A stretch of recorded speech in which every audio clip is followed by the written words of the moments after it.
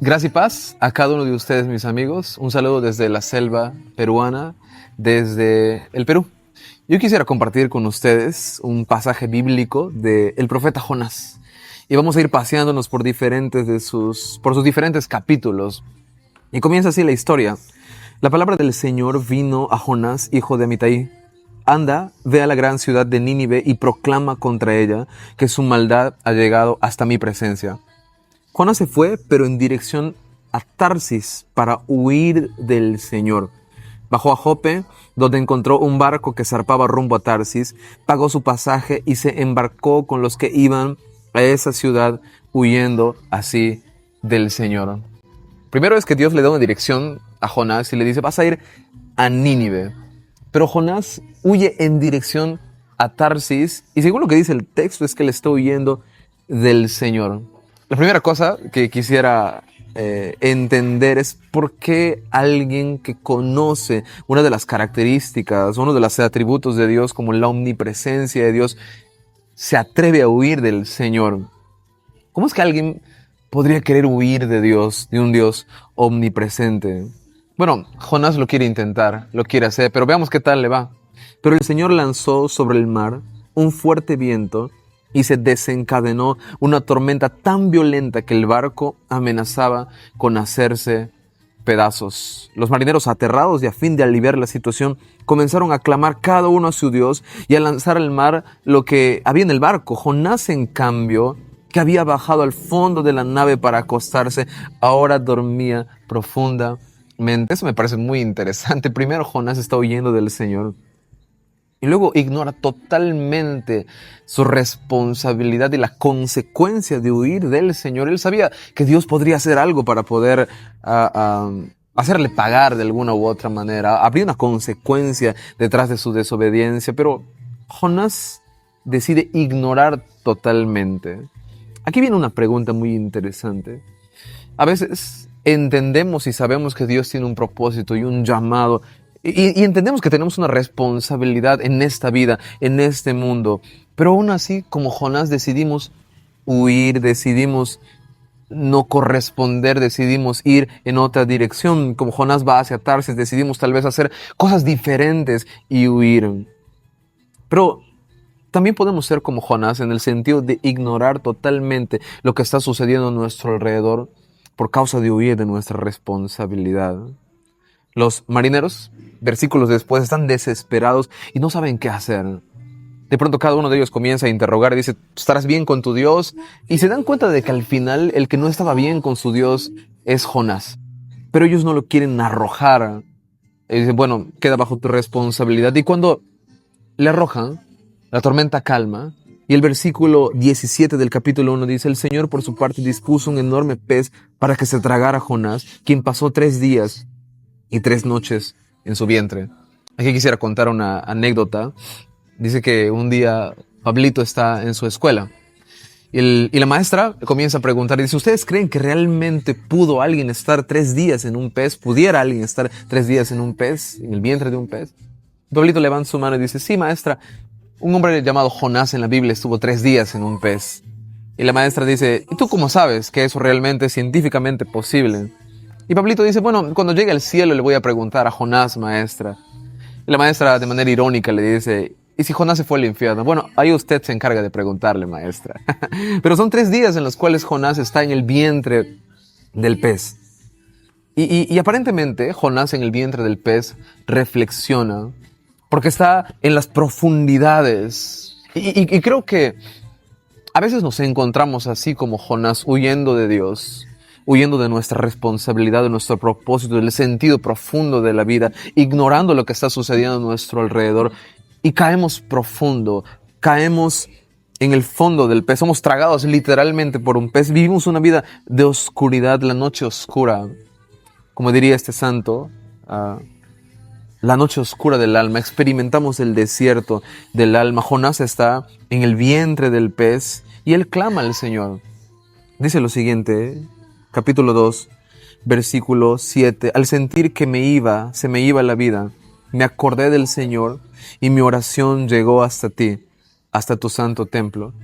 Los que siguen a ídolos vanos abandonan el amor de Dios. Yo en cambio te ofreceré sacrificios y cánticos de gratitud. Cumpliré las promesas que te hice. La salvación viene del Señor. Entonces el Señor dio una orden y el pez vomitó a Jonás en tierra firme. Jonás apela a la misericordia de Dios. Dios le libera del pez, pero le libera para cumplir con la misión que Dios le había entregado. Y Dios tiene una misión y tiene una palabra para Nínive, pero Dios también tiene un propósito con Jonás.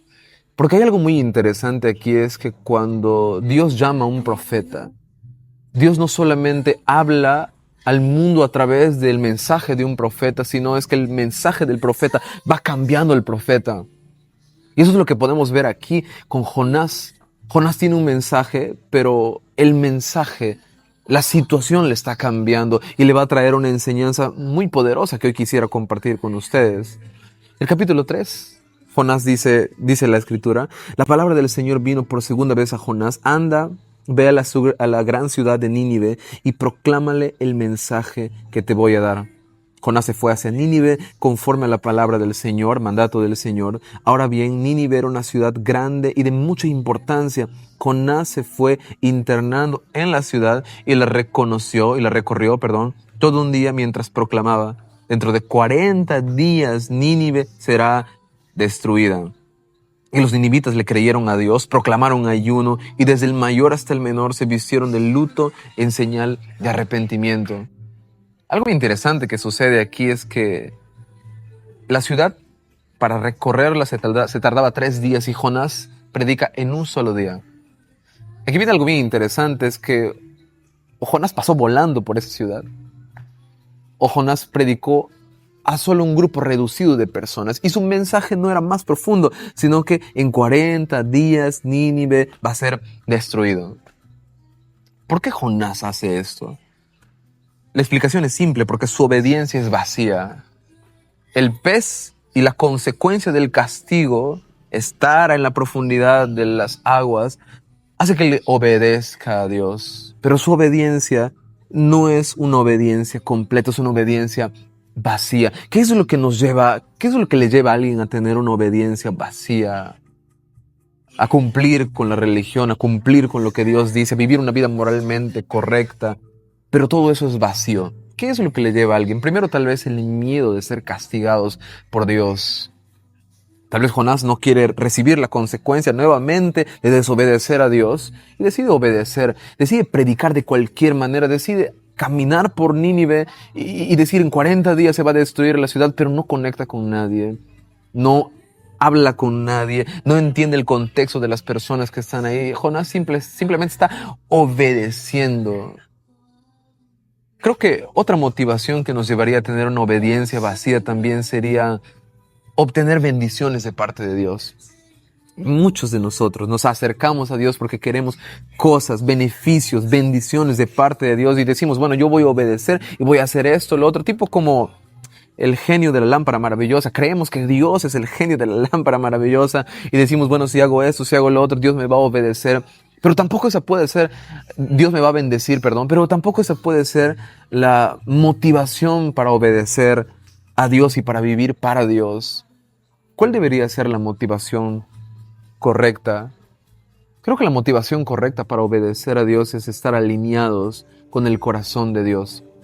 Hace un tiempo estábamos reunidos con algunos funcionarios de World Vision y una de las frases que uno de los directivos publicó y colocaba en la pantalla era: que mi corazón quebrante las cosas que le quebrantan al corazón de Dios. Y creo que para poder tener una obediencia profunda, nuestro corazón debe estar primeramente alineado con el corazón de Dios para que nuestro corazón lata a su ritmo, para que nuestro corazón sea quebrantado por lo que a Él le quebranta. ¿Y qué cosa le quebranta a Dios? La injusticia. Dios es un Dios compasivo, misericordioso, y para que nuestra obediencia pueda ser llena, pueda tener sentido, realmente pueda cambiar nuestras vidas y pueda generar un impacto en las personas que están a nuestro alrededor y en el mundo espiritual, Nuestro corazón debe estar alineado con los deseos de Dios, pero vemos que Jonás no está interesado en la salvación de Nínive. Al contrario, quiere que Nínive sea destruido. ¿Por qué? Porque nosotros vemos aquí en la lectura y dice, versículo 10, al ver Dios lo que hicieron, es decir, que se habían convertido de su mal camino, cambió de parecer y no llevó a cabo la destrucción que les había anunciado. Y veamos cómo es que Jonás reacciona delante de eso. Capítulo 4 dice, pero eso disgustó mucho a Jonás y lo hizo enfurecerse. Así que oró al Señor de esta manera, oh Señor, ¿no era esto lo que yo decía cuando todavía estaba en mi tierra? Por eso me anticipé a huir a Tarsis, pues bien sabía que tú eres un Dios bondadoso y compasivo, lento para la ira y lleno de amor, que cambias de parecer y no destruyes. En otras palabras, Dios, tú eres un Dios de mantequilla, por eso estoy enojado contigo y con la bondad que sabía que ibas a tener con esta ciudad, y por eso no quise obedecer. Por eso Jonás va hacia otra dirección. ¿Cuál es el motivo por el cual Jonás desobedece? Porque su corazón no es compasivo como el corazón de Dios. Porque su corazón no mira con el mismo amor que Dios miraba a Nínive. ¿Por qué? Recordemos que Jonás es un profeta de las tribus de Israel y él es del norte. Y Nínive era la capital de lo que fue el imperio de Asiria. Y los asirios, una época que despojaron y desterraron a todas las tribus del norte de Israel e hicieron mucho daño a estas tribus. Y Jonás es de estas tribus. ¿Cómo es que Dios le envía a un hombre que ha sido oprimido por un pueblo a predicarle de amor y de salvación a este pueblo? No cabe en la cabeza de ningún ser humano. Es como que Dios nos mande a poder perdonar, a poder hablar de amor y tratar bien a las personas que han tratado mal a nuestra familia, a nuestros antepasados, a nuestro pueblo. Pero de eso se trata el corazón de Dios y el mensaje del Evangelio, que lo podemos ver reflejado desde el Antiguo Testamento en la historia de Jonás. Tiempo después, Jonás está en la parte de arriba, esperando que la ciudad de Nínive sea destruida. Pero Dios no destruye Nínive. Y nuevamente Jonás se molesta y Dios le dice, ¿por qué estás molesto? Jonás no le responde, pero Jonás vuelve a enojarse nuevamente porque había un árbol que cubría la cabeza de Jonás y ese árbol muere, es cubierto por el sol, es abrazado por el sol y muere. Y Jonás se queda enojado porque esta planta muere y Dios le dice, tú te compadeces de una planta que sin ningún esfuerzo de tu parte creció en una noche y en la otra pereció, y de Nínive, una gran ciudad donde hay más de 120,000 personas que no distinguen de su derecha, de su izquierda, y tanto ganado, ¿no habría yo de compadecerme? Creo que esto se parece mucho a nuestra sociedad actual. Nos compadecemos y tenemos mucho amor por animales, por plantas, por cosas, y hemos dejado de amar a las personas. Por eso que Jesús dice que en los últimos tiempos el amor de muchos se enfriaría. Muchos. Una gran cantidad. Pero la buena noticia es que no todos. Porque si hoy estás escuchando este mensaje es porque Dios está diciendo, quiero que tu corazón se alinee a mi corazón.